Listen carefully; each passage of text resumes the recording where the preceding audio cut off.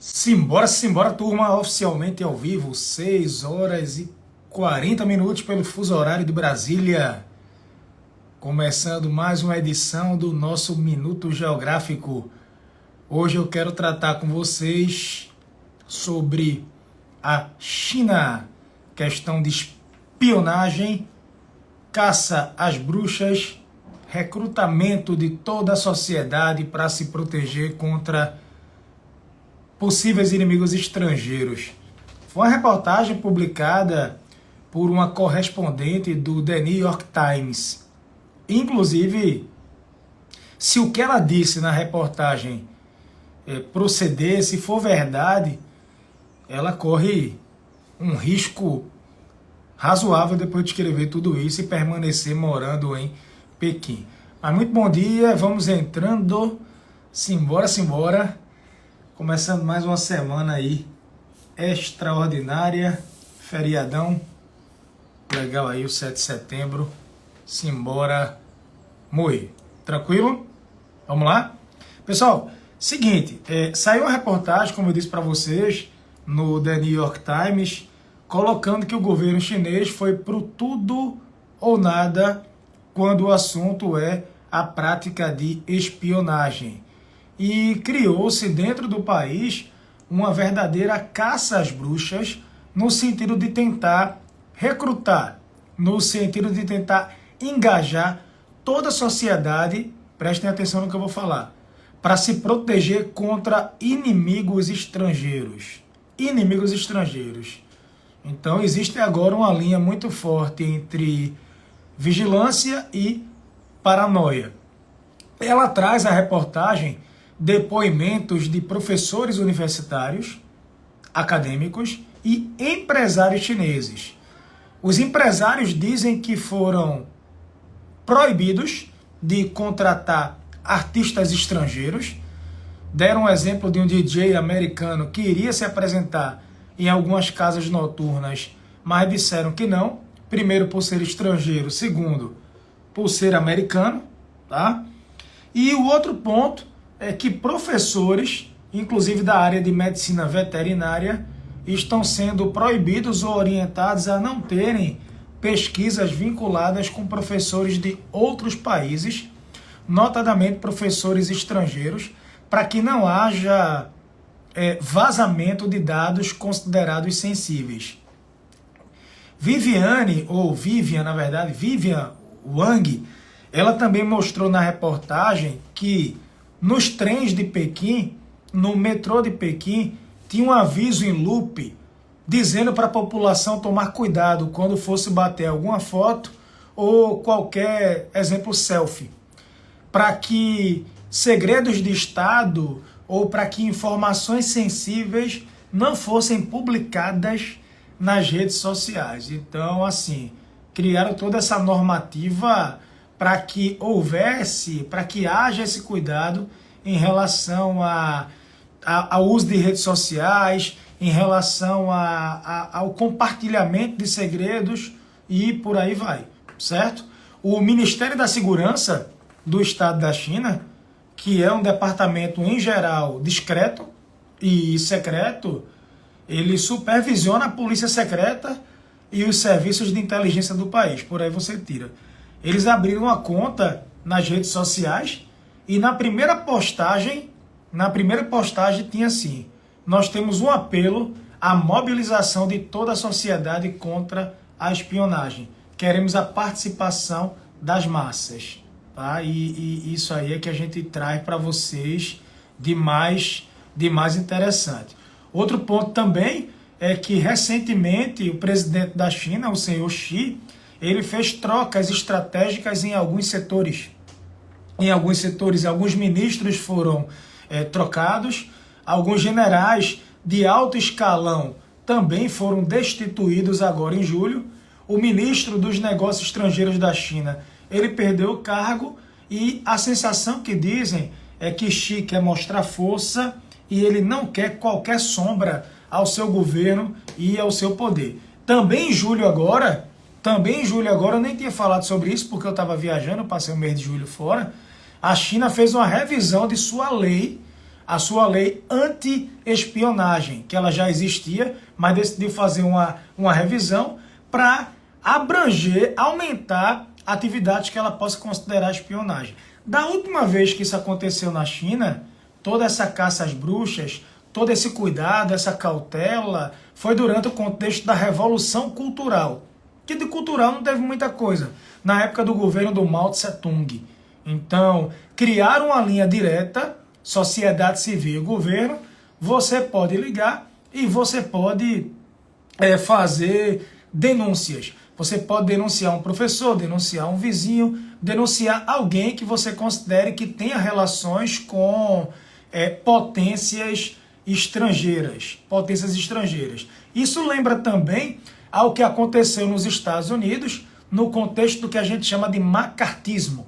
Macartismo, aquele senador americano que também fez denúncias e incentivou a população que denunciasse estadunidenses que possivelmente pudessem ter qualquer relação com o comunismo, tá? É isso que a gente vai. Outra coisa também, o Global Times, que é um jornal chinês que eu acompanho, faz total relação com a Guerra Fria. O Global Times, que é um jornal chinês que eu acompanho, anunciou que um cidadão americano foi condenado à prisão perpétua.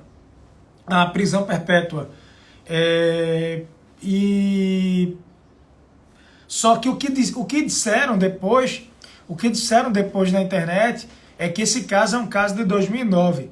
Eles estão requentando para colocar medo na população, pegando um caso antigo. Agora, é verdade que um diplomata chinês, ele foi detido com um jornalista chinês jantando com um diplomata do Japão, tá?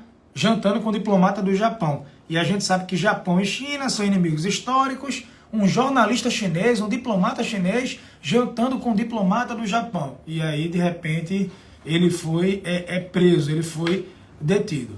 Tranquilo? É isso que vem assim de mais importante. Outro caso também que eu estava vendo, em um aeroporto na província de Hunan, o aeroporto proibiu recentemente os carros da Tesla. Carros da Tesla no estacionamento. Você tem um Tesla, você quer estacionar dentro do aeroporto, não pode. O argumento é que os carros da empresa americana poderiam ser usados para espionagem, teriam microfones, teriam câmeras escondidas. Aí alguém brincou perguntando, o aeroporto proibiu o carro da Tesla, vai proibir o avião da Boeing? Vai proibir o avião da Boeing? Entenderam? Se proibir o avião da Boeing, os chineses não vão conseguir, basicamente, eles não vão voar. Tá? Então, o que se diz é que um clima de hostilidade dentro das universidades, orientando você a evitar estrangeiros, vários contratos com pesquisas envolvendo estrangeiros também. Agora veja, fazendo um contraponto, nos Estados Unidos também tem acontecido algo dessa natureza. Professores chineses, estudantes chineses, sofrendo também, dentro do ambiente universitário, algum tipo de boicote, algum tipo de perseguição.